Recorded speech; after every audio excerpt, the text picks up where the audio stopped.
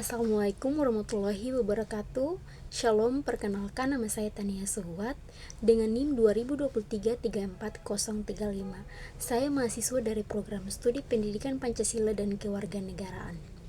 Jadi dalam video ini saya akan menjelaskan materi mengenai kognitif, afektif, dan juga psikomotorik. Perkembangan kognitif anak menurut Jean Piaget. Menurut Jean Piaget, tingkat kecerdasan anak itu berubah seiring dengan pertumbuhan anak. Jadi perkembangan kognitif dan juga mental anak itu akan dibangun sendiri oleh anak dan dipengaruhi oleh faktor internal anak. Selanjutnya yaitu tahap perkembangan kognitif menurut Jean Piaget. Untuk tahap yang pertama yaitu tahap sensorimotor yang dimulai pada kisaran umur 0 sampai 2 tahun. Nah, pada tahap ini aktivitas anak itu masih berfokus pada perkembangan indera atau sensori dan juga gerak atau motor. Contohnya saja, anak masih belajar untuk mengenali suara yang di sekitarnya, seperti suara ibunya, suara ayahnya, suara kakaknya, kakeknya, neneknya, yang terfokus pada inderanya. Kemudian tahap yang kedua yaitu tahap praoperasional. Pada tahap ini, anak mampu memahami realitas kehidupan yang ada di sekitarnya dengan menggunakan simbol-simbol atau tanda-tanda yang diberikan oleh lingkungan sekitarnya. Ciri-cirinya bagaimana? Nah, ciri-cirinya itu yang pertama, anak belum berpikir logis. Anak belum memikirkan sebab akibat dari suatu kejadian yang terjadi di lingkungan sekitarnya. Yang kedua yaitu menganggap semua hal dan semua orang yang ada di sekitarnya itu sama seperti dirinya. Jadi sifat egoisentris anak itu masih kuat dan berada dalam dirinya. Yang ketiga yaitu anak menilai berdasarkan apa yang dia lihat dan dia dengar. Jadi anak belum bisa untuk menentukan keputusan atau membuat pendapatnya sendiri. Untuk tahap yang ketiga yaitu operasional konkret. Nah, pada tahap ini itu dimulai kisaran umur 7 sampai 12 tahun. Tahap ini egoisentris anak itu sudah mulai kurang, namun dia belum bisa berpikir secara abstrak. Jika orang dewasa itu belum bisa menghadirkan objek nyata, maka anak itu belum bisa memahami bagaimana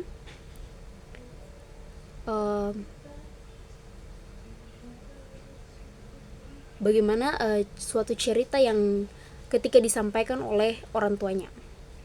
Kemudian tahap yang keempat yaitu tahap operasional formal. Tahap ini dimulai pada kisaran umur 12 tahun ke atas. Nah, pada tahap ini kemampuan kognitif anak itu sudah mulai berkembang, yang artinya anak tersebut sudah mampu berpikir secara abstrak tanpa dihadirkan benda-benda nyata untuk mempelajari sesuatu. Kemudian kita masuk pada materi kognitif. Jadi kalau kita berbicara mengenai kognitif, itu berarti kita berbicara mengenai kecerdasan atau intelektual seseorang. Kognitif biasa dibilang sebagai C1, C2, C3, C4, C5, dan juga C6. Untuk C1 sendiri yaitu mengingat.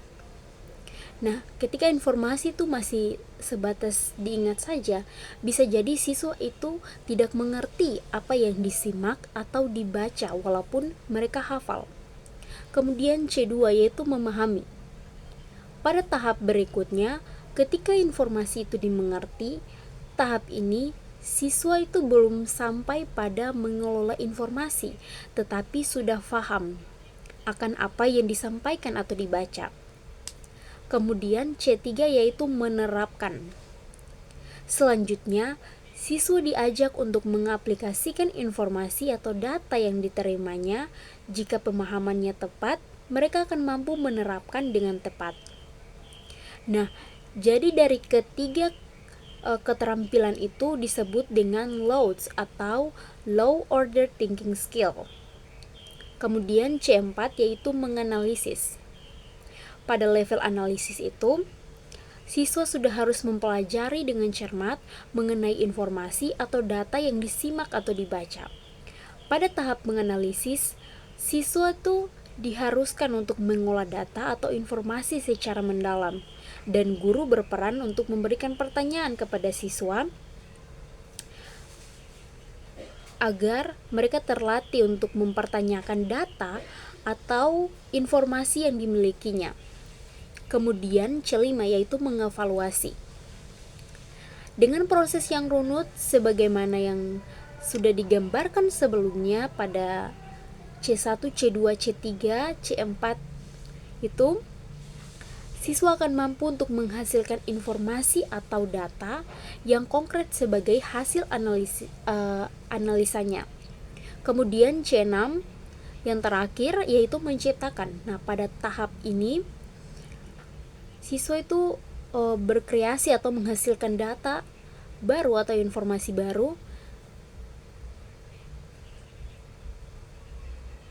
Nah, siswa memiliki cukup bekal ketika telah terbiasa berpikir kritis dan juga runut. Nah, dari ketiga keterampilan tersebut itu biasa disebut dengan HOTS atau Hard Order Thinking Skill. Materi mengenai afektif. Jadi afektif ini berbicara mengenai sikap dan juga perilaku. Untuk afektif sendiri itu biasa disebut dengan A1, A2, A3, A4, dan juga A5. A1 yaitu menerima.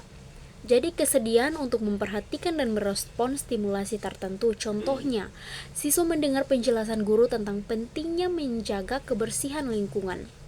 Yang kedua yaitu A2 yaitu menanggapi, di mana partisipasi aktif dari pelajar dalam merespon stimulus. Contohnya saja, siswa secara sukarela itu ikut membersihkan halaman sekolah seperti belajar tentang kebersihan lingkungan. Kemudian A3 yaitu menilai, di mana kemampuan untuk menilai suatu objek, fenomena, atau perilaku berdasarkan kriteria tertentu. Contohnya, siswa mulai memilah sampah organik dan anorganik di rumah karena menyadari pentingnya pengolahan sampah yang baik. Kemudian A4 yaitu mengorganisasi. Kemampuan untuk mengorganisasi nilai-nilai yang berbeda, memecahkan konflik di antaranya, dan mulai membangun sistem yang konsisten secara internal.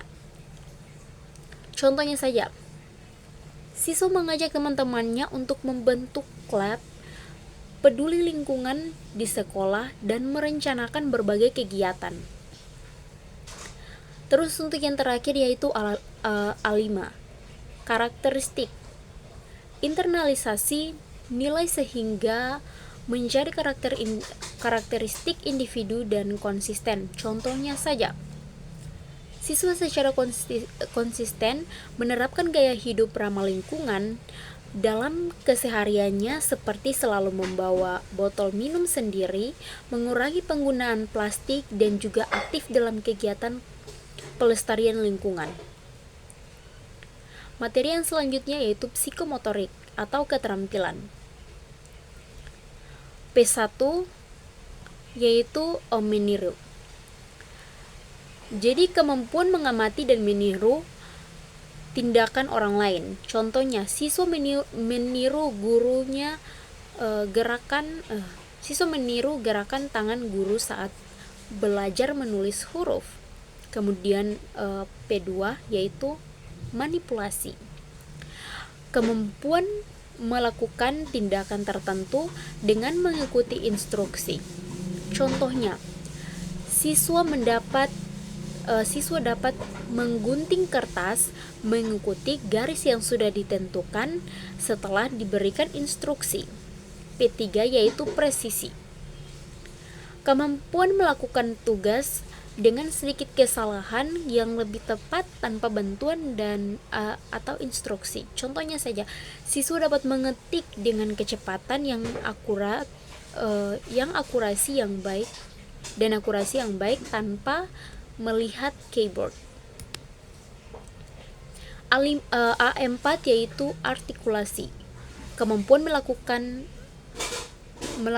serangkaian gerak yang kompleks dan juga mengkoordinasinya dengan tepat. Contohnya saja, siswa dapat melakukan rangkaian gerak dalam senam lantai dengan lancar dan terkoordinasi.